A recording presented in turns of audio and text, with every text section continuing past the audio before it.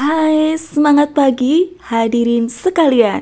Pada kesempatan kali ini kita akan membahas sebuah fenomena yang semakin terasa di Indonesia, yaitu menurunnya kelas menengah ke kelas miskin. Apa yang sebenarnya terjadi dan bagaimana dampaknya terhadap kehidupan sosial dan ekonomi bangsa kita?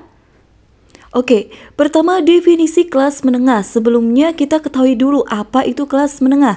Kelas menengah di Indonesia biasanya didefinisikan sebagai kelompok masyarakat yang memiliki pendapatan cukup untuk memenuhi kebutuhan dasar seperti pangan, sandang, dan papan, serta memiliki akses terhadap pendidikan, kesehatan, dan teknologi.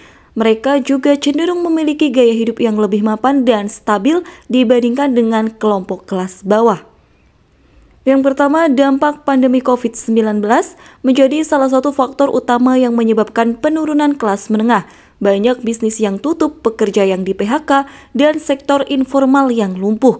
Akibatnya, daya beli masyarakat menurun drastis.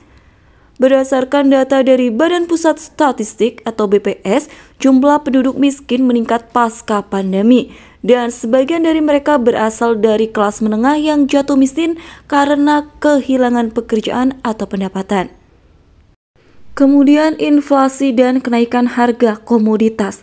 Selain pandemi, kenaikan harga bahan pokok dan inflasi yang terjadi secara global juga menjadi faktor lain yang memperparah kondisi tersebut.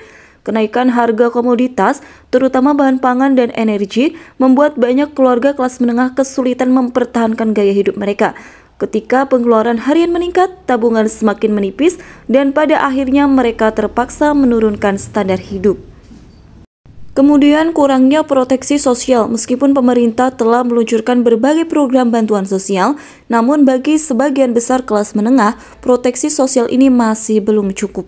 Banyak dari mereka tidak masuk dalam kategori penerima bantuan, sehingga ketika terjadi krisis, mereka harus bertahan dengan sumber daya yang terbatas.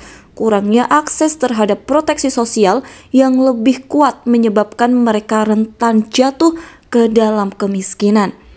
Kemudian yang keempat, hutang rumah tangga. Tidak hanya itu, tingginya tingkat hutang rumah tangga juga menjadi penyebab menurunnya kelas menengah. Banyak keluarga yang sebelumnya memiliki penghasilan stabil, namun karena pandemi dan tekanan ekonomi lainnya, tidak mampu membayar cicilan atau kredit yang mereka ambil. Ketika hutang menumpuk dan tidak ada penghasilan, resiko jatuh ke kemiskinan semakin besar.